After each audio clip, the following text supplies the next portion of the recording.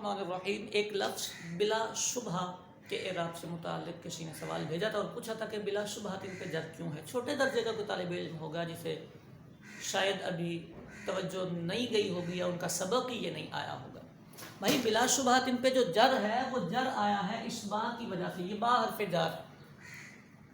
ذہن میں یہ خیال آیا ہوگا کہ با حرف جار تو دور ہے, وہ تو لا پر آیا ہے, شبہ پر تو نہیں آیا.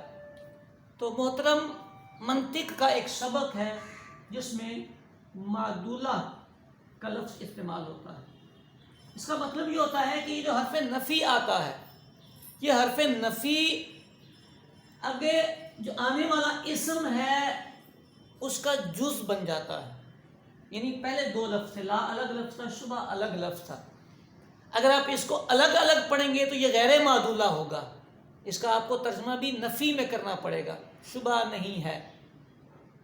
لیکن اگر آپ اس کو لا شبہ ہی پڑھیں گے